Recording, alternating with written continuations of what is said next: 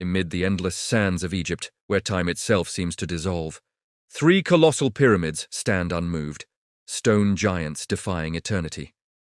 People once said, Egypt is the gift of the Nile. But looking at the Great Pyramid of Giza, perhaps we should say, the pyramid is the gift of a civilization we no longer remember.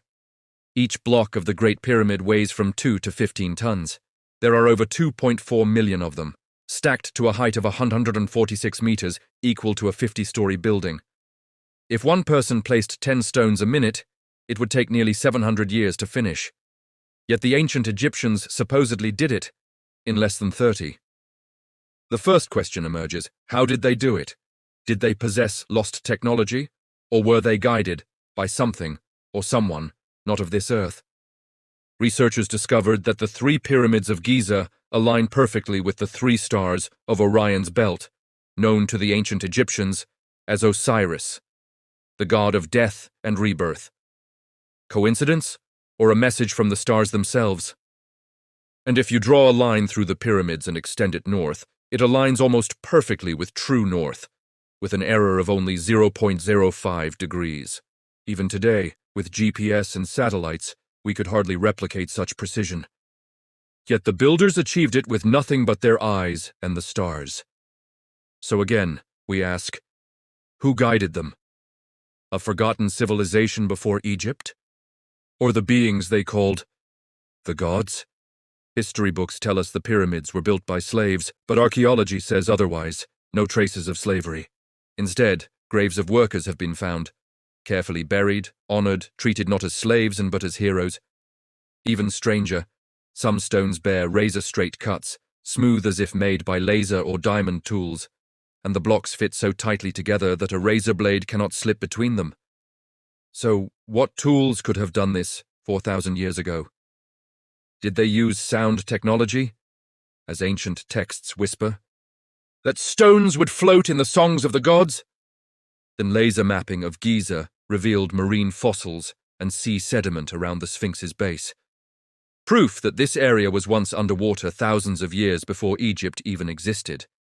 That would mean the Sphinx and the pyramids were built long before the pharaohs, perhaps around 10,500 BC, 12,000 years ago. And when you mark the Giza Plateau on a world map, you'll notice something chilling. It sits exactly at the geographical center of Earth's landmass. Coincidence again, or precise calculation, for a purpose long forgotten? A royal tomb? A celestial observatory? Or, as some modern theories suggest, a giant energy device built to harness forces beyond our understanding?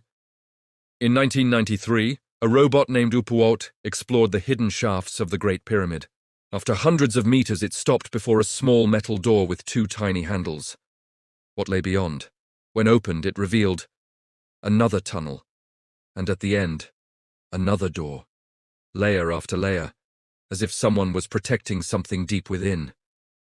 Could it be a lost power source, or something not of this world, a relic the ancients called the heart of the gods? Fast forward to 1922. Archaeologist Howard Carter discovered the tomb of King Tutankhamun in the Valley of the Kings, filled with over 5,000 treasures, untouched by time. Among them, a solid gold mask weighing 11 kilograms. But shortly after, tragedy struck. Carter's benefactor, Lord Carnarvon, died suddenly from an infected mosquito bite. At the exact moment of his death, the lights across Cairo went out. Dogs howled in the distance. The world's newspapers screamed, "The Pharaoh's curse has awakened." Soon after, more members of the expedition died, from illness, accidents, or strange infections. In total, over 20 deaths. Every one of them had entered the tomb. So again we ask, coincidence or a warning is from beyond the grave? When Tutankhamun's mummy was examined, scientists found a broken leg, a crushed skull, and severe burns, as if his body had been exploded or scorched from within. Among the artifacts lay a dagger forged from meteoric iron, a metal that came from outer space. Was the young pharaoh buried with alien technology? Or was he himself a descendant of those gods who once built the pyramids? Later, DNA analysis revealed a darker truth. Tutankhamun was the child of a brother and sister, suffering from severe genetic disorders and malaria. A frail, tragic king, whose curse terrified the modern world. If the Great Pyramid was truly a tomb, why has no mummy ever been found inside any of them? If the curse was only caused by bacteria, why did only those who entered the tomb die, while others remained untouched? If Tutankhamun was a mere mortal, why did he possess a blade made from the stars? And if all of this is just coincidence, why does every detail fit together too perfectly? For millennia, the pyramids have watched empires rise and fall. Religions changed, dynasties perished, but they remain, as if built yesterday. Perhaps they are not tombs, not temples, but a message carved in stone, a time capsule meant for the future. We were once great, we once held the power of the universe, and then we vanished. So the real question is, are we walking the same path they once did? Are we, in truth, the echo of a civilization long lost? Music fades, desert wind blows softly, the narrator whispers one final question. If the pyramids are a message for the future, are we wise enough to understand it? Share your thoughts in the comments section below. We'll continue the discussion together.